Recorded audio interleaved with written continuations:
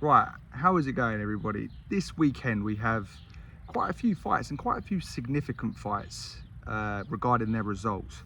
Alexander Usyk looks to become a two-time undisputed heavyweight champion when he takes on Daniel Dubois for a second time. Manny Pacquiao looks to become the oldest ever welterweight champion when he takes on Barrios, a record he already holds, by the way. He already is the oldest ever man to win a welterweight title at 40 years of age. And Bam Rodriguez takes on Fumalele Kafu. I believe that's how you say his name. So there's a couple of good fights there. Now, I want to touch upon Usyk versus Dubois first. Now, you're probably looking at the backdrop. This isn't normally where I am. I'm in Switzerland right now teaching. So, teaching people how to box in a hotel. This is my third year here. So, I'm going to try this new form of content. I want to cover the fights. I want to sort of do my podcast on the off the cuff. So, just got the phone and just covering the fights. So starting with Usyk. Now, he fights Daniel Dubois again, which honestly, in my opinion, I didn't really think it was a fight we needed. I think he won that first fight quite comfortably. And the whole two-time undisputed, similar to the Canelo instance with the IBF being the perpetrators for that, I don't think it really, has that significance that people will say historically he was two-time undisputed, but he's already beaten Dubois. He's already proven he's the best heavyweight in the world. The fact that, they stripped him because of the Tyson Fury fight over the mandatory challenger, I don't know, it's a bit silly. I also think when we look at, the grand scheme of boxing history, not to go on too much of a tangent here, but, you have Canelo Alvarez and Floyd Mayweather with 22 world champions beaten. A lot is made of that. And I think, one of those world champions that Canelo beat on that list is William Skull, who Canelo didn't fight when he was mandatory because he didn't think it was a big enough draw. Gave the belt up and let him win the vacant title and then beat a world champion. So I do think those statistics aren't necessarily the most important thing, especially where I see so many people quoting the amount of world champions that are beaten. But anyway, this fight on Saturday it's a good fight. It is a good fight. I do think that Daniel Dubois has definitely progressed since the first fight. I think the first fight was a good matchup. I think it was as good a matchup as you could get barring Tyson Fury for Usyk. He'd obviously already beaten Anthony Joshua twice, and Daniel Dubois was dangerous, but I do think that Dubois is definitely a better opponent now than he was in that first fight with Usyk. The reasons being, he has become a lot more confident in himself. He was labelled a quitter before that fight, and the result of that Usyk fight saw that quitter label strengthened even more so. Since he's had 3 fights, 3 extremely good wins. He's been on an excellent run of form. The Jarrell Miller fight, Jarrell Miller posed challenges that, ultimately reinforced the grit, that the newfound grit that Dubois has now. There were plenty of times in that fight where Dubois could have quit, but he didn't. He kept going to ultimately not just eke out a good victory, but stop a very durable opponent. So I think that reinforced the confidence that he needed, that resiliency. The Filip Hrgović fight, that was a pretty tough fight going in. Hrgović hasn't really taken off since. He was deemed the boogeyman of the division at the time. No one really wanted to fight him. It was kind of a high risk, low reward fight. So credit to Dubois and Turkey Al-Sheikh for making that kind of fight. And in that fight, Dubois once again showed that resiliency, that that endurance, not just physically, which has been impressive in the last few fights, but mentally, to just keep going and overcome those moments of adversity that before he might have folded against. He took about 27 million right hands in that fight, but he took them well. He obviously has a phenomenal chin. Physically, he's extremely durable. That was never the question. Obviously, with the eye, that's a bit different to being able to take a good shot if your eye breaks against Joe Joyce. But the questions were mental. And in those 2 fights, he overcome those mental obstacles that many people thought that he might have a weakness to. And then he looked like prime Mike Tyson against Anthony Joshua. Absolutely blasted Anthony Joshua away in one of the most devastating, heavyweight title wins, for someone winning their first heavyweight title. It's right up there with some of the great ones in history. I wouldn't quite put it on the level of a Mike Tyson versus Trevor Berbick or a Jack Dempsey versus Jess Willard, but it was just absolutely devastating, especially considering he was a little bit of an underdog and they were setting up, you know, Joshua Cumming, 3-time champion. But going into this fight, is that enough to tackle Alexander Usyk? Now, we need to look at the ways in which he's going to beat Usyk. I think he has the best jab in the heavyweight division, Dubois, in regards to how he absolutely slams it into, you know, through his opponent's head. I'm not going to say it's like a Sonny Liston jab yet, but he uses it in the same way, where he snaps right through, he gets his back in, which is the most important thing when you're trying to close the range with a jab. And he's going to have to use that against Usyk to make Usyk uncomfortable, to close the range, like he did against Joshua, and follow it up with the right hand like he did against Hrgovic. He's going to have to rough Usyk up. Usyk is pretty much as good a fighter as you get. He doesn't have that many weaknesses. However, I do think one of the things you can exploit with Usyk is his tendency to try and referee fights. I did a little interview with Crolla the other day, Anthony Crolla, and he brought this up. And I've never really heard anyone else say it, but I've always thought it. If you go and watch Usyk fights, he has, you know, a tendency of complaining to the ref. He'd be like, wait, that was low. Which, you know, it's not a weakness, but, you know, he tries to take control and referee his own fight. So if you can rough him up and wind him up in that regard, it gives you more of a chance. So I do think Dubois will have to try and smash his jab through and rough him up close. I think that first fight was a low blow, personally, and I'll die on that hill, to be honest with you. I've been hit there in that area. What most people, I would imagine, think is it wasn't square in the nuts, so it's not a low blow. It was borderline, and sometimes you see him given, sometimes you see him counted, but the referee Luis Pabon was on it straight away, saying that was low. And if you look in instances in round 3 of that first fight, Usyk was complaining about shots in that area before, about them being low, and the referee was saying keep them up. So it was a low blow. And what most people don't know is when you get hit in that area, it drives right up the groin guard. The groin guard is like a big nappy, a big diaper, and you get hit there, it drives right up into your nuts. So it does hurt, and it's not a protected area, so it was a low blow. Anyway, that's past the point. I go on a bit of a tangent with that subject. The point is, Daniel Dubois will fully believe that he hurt Usyk with a legal body shot there. And with the confidence that he's found in his last 3 fights, and the confidence of thinking that he can hurt Usyk with those shots, which I think he probably can, to be honest with you as well. Usyk has shown susceptibility to body shots. You know, there was an instance in which Artur Beterbiev dropped him with a body shot in the amateurs, which is no shame in that. Beterbiev's a beast. But Maurice Bradis, who actually, no one brings it up, but gave Usyk one of his hardest fights, he also, you know, had instances where he hurt him to the body.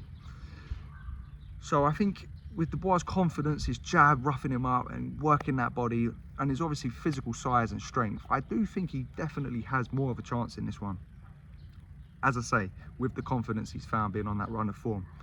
But if we flip the script, Usyk, he's been on a great run of form since the first Dubois fight. He probably more so than Dubois. Since that fight, he's proven himself to be an all-time great, which I think before you would say he's a great fighter, but in beating Tyson Fury twice, with the size disadvantage, with the accomplishments that you know, conjured up, 2 division undisputed, like Holyfield, overcoming the adversity in which he did against Fury in that first fight, I think, yeah, those 2 made him an all-time great, a modern-day legend. I think that Usyk is just as good as he's always been, but it's more established now that he is as good as he is. And I think that when we actually come down to this fight, Dubois will have to try and rush Usyk like he did against Joshua. He's not going to outbox him. But Usyk is far better at making you miss than Dubois' last 3 opponents. Usyk is going to constantly feint, constantly keep him ticking. And I did a prediction recently, and that's gonna disrupt Dubois' rhythm so much. And when Dubois will try and throw that jab and fly in, Usyk's going to make him fall short. Not by a lot, but just by a little bit. And he's going to come back with those counters. And he's going to keep doing that. And he's going to be evasive on the back foot. And not being able to pin down a big, strong opponent who's also elusive is exhausting. And I think Dubois is going to really struggle with that. So I think we're going to find Usyk constantly moving, making him fall short and landing those counter shots. But the thing that I think Usyk is going to be able to do most effectively is wear Dubois out. People say that Usyk isn't a big puncher, which he's not. But when you look at Joshua, you look at Michael Hunter, you look at Bellew, you look at Marco Huck, you look at Tyson Fury, you look at Daniel Dubois. In instances in all of those fights, he's either stopped them by overwhelming them or almost stopped them by overwhelming them. The 9th round against Tyson Fury, oh man, how he got through that, he was gone. The 12th round against Joshua in the first fight, he had him gone.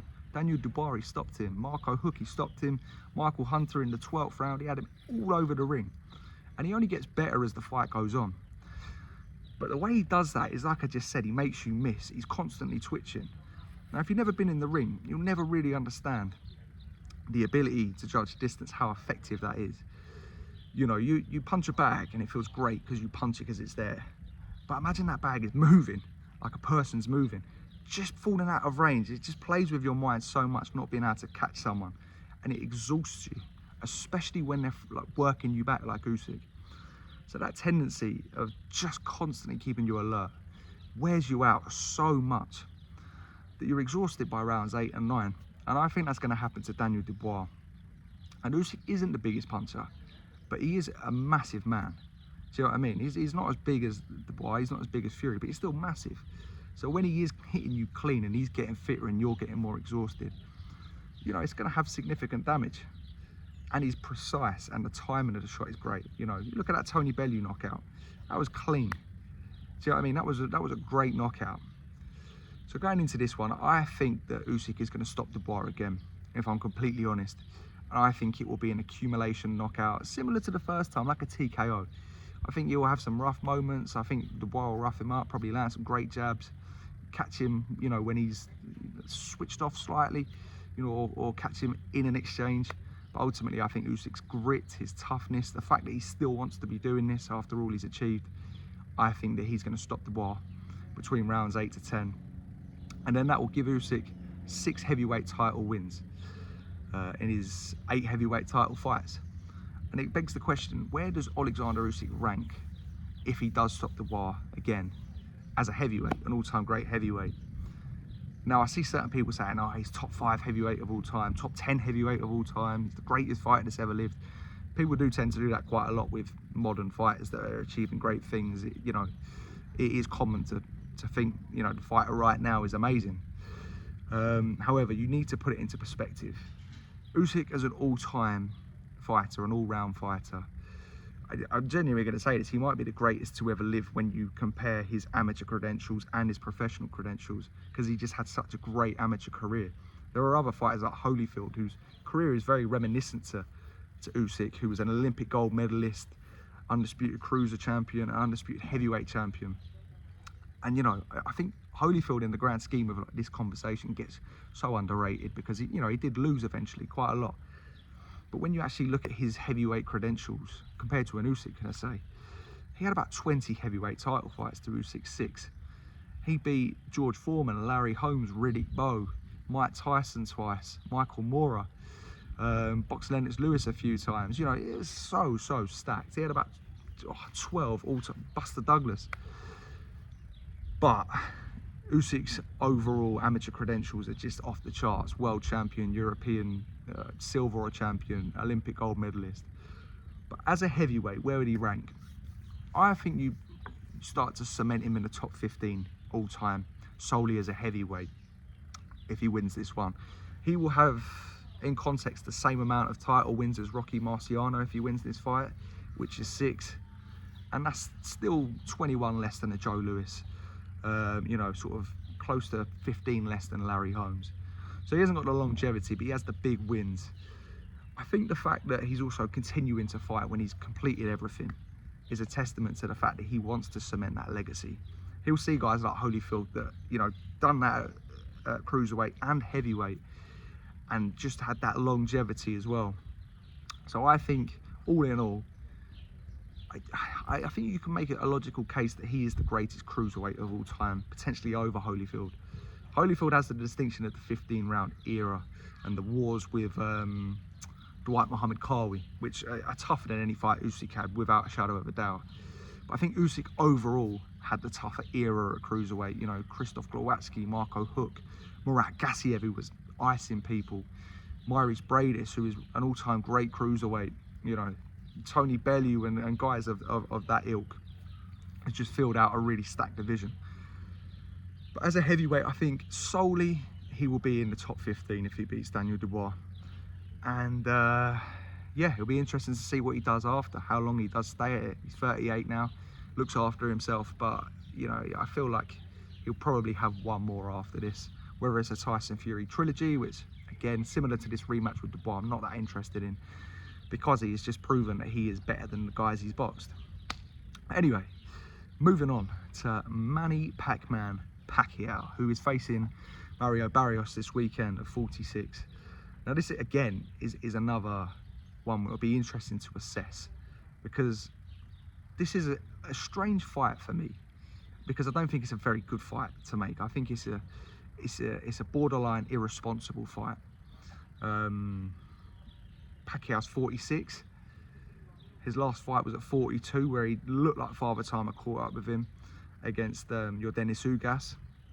He sort of thought that's the end of Pacquiao. A legendary career, spanned 10 divisions, you know, 31 fights against world champions. You know, what a career. And it was a little bit sad to see him go out like that, you know, but at least he didn't get seriously hurt in that fight. But with Mario Barrios, Pacquiao had a kickboxing exhibition a few years ago, and he looked terrible, if I'm honest with you. It wasn't kickboxing, it was a boxing exhibition against a kickboxer. He looked absolutely terrible. He didn't look in the greatest shape, which makes me think he probably didn't prepare for it like he would have prepared for this. But off the strength, well, I say the strength, off the judgment of those last two performances, I don't hold this one in high regard, to be honest with you. I don't have much hopes. Now, I do think with Mario Barrios, he's obviously beat Fabian Maidana. I think that was for the interim title, and then he got elevated to the full champion, and he drew his last fight. So he hasn't actually won a fight, as far as I'm aware, as an active world champion. I do think Team Pacquiao have looked, and they've picked the most beatable champion we've seen in the division today. I don't think Barrios is you know, a great fighter, but I do think he's solid. And I do think he's in his prime, he's 30 years of age. So there is a part of me that just thinks, no, this is a ridiculous fight. Pacquiao's 46. You know, he's got over all of the welterweight contenders for an undeserved title shot, which has got off the merit of the fact that he absolutely bossed the last 2 decades and done things that, you know, are just off the scale. But there's another part of me that thinks this is Manny Pacquiao. See what I mean? This is a guy that had 9 wars against Marquez, Morales and Barrera in the 2000s, and then was still a world champion about 15 years later. You know, beating the second best guy at welterweight at the time in Keith Thurman at 40. You know, the guy that had the longevity against Broner, Vargas, Matisse after being iced by Marquez. You know, the guy that beat Keith Thurman at 40. You know, it's just, yeah, there is that part of me. And I mean, if he wins, and again, like I say, I don't think Barrios is the greatest fighter to ever live, but if he becomes champion at 46, he'll become the second oldest man to ever win a world title behind Bernard Hopkins. Add in the fact that he will be still a record he already holds, but further cemented, a champion, the only champion in 4 different decades, an 8 division champion that spanned 10 divisions.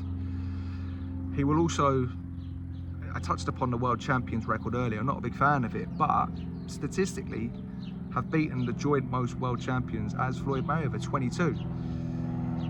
Got a plane going over me, so I apologise for the audio. So yeah, I do think that if he wins this fight, given the context of it, given the years out, the historical achievements it will add to his legacy, I think you could put him in as a runner for the greatest of all time. And I really don't say that lightly, because I put that in regards with Harry Greb, Sam Langford, Sugar Ray Robinson, Henry Armstrong, guys that just, you know, had up to like 70 fights against world champions and Hall of Famers. But Pacquiao's weight jumping achievements is reminiscent to that of Henry Armstrong, Mickey Walker, Harry Greb, Ezzard Charles, you know, those old school guys, Jimmy McLaren, who no one talks about. You know, people say, oh, Pacquiao did something that's never been done before. You know, it's been done by those guys. It just hasn't been done in such a long time, especially with the modern advancements and how physically, you know, strong and the training that the modern fighters have. But he is of that ilk.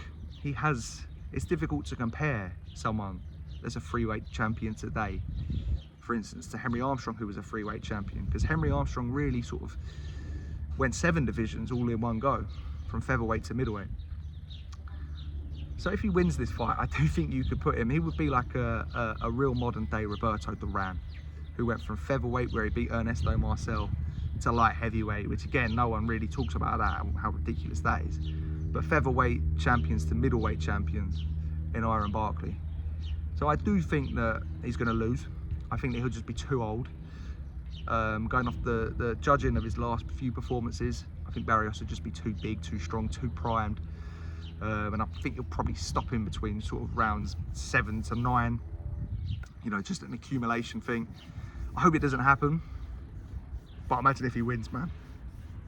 And Bam Rodriguez against Kafu.